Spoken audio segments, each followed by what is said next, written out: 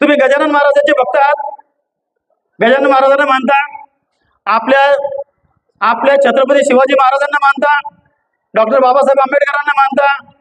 मग आता मलाही सांगा, जेव्हा छत्रपती शिवाजी महाराजांचे आजोबा म्हणजे आपल्या जिजामातेचे वडील वारले त्यावेळेस सती जायची प्रथा होती.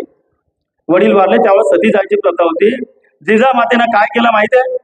जिजामातेनं सांगितलं, आई म्हाळसा आई, त्यांच्या आई म्हाळसा आई, तू सती जायचं नाही, तू सती जायचं नाही, आपल्याला ही प्रथा मोडून टाकायची आहे, कारण याला कोणताच आधार नाही, कोणताच आधार नाही.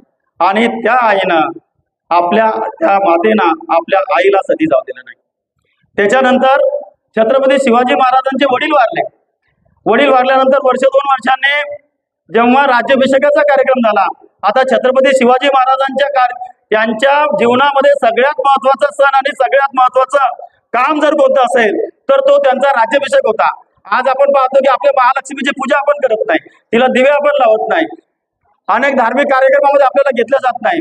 अनेक ठिकाणी मला तर असं माहित पडलं की त्या नवरदेवाच्या काही समाजामध्ये अशी प्रथा आहे की नवरदेव दूर असतो, ते दुरून पाहायचं, त्याला जवळून जायचं नाही, त्या जवळ पण जायचं नाही.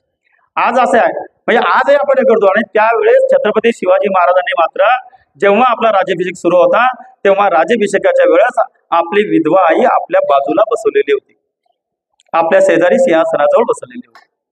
मग आमच्या राजानं विधवा प्रथा पाळली नाही, आमच्या जिजामातेनं विधवा प्रथा पाळली नाही, आमच्या गजानन महाराजांनी पाळली नाही. गजानन महाराजांनी तर विधवा महिलेचं लग्न लावून दिलं, त्यांनी सुद्धा पाळली नाही. मग आम्ही सगळे आमचे आदर्श आहेत, सगळे आमचे देवदैवत आहे, यांनी जर पाळलं नाही, त्यांनी जर ती प्रथा पाळली नाही, तर मी का पाळायची, कशासाठी पाळायची?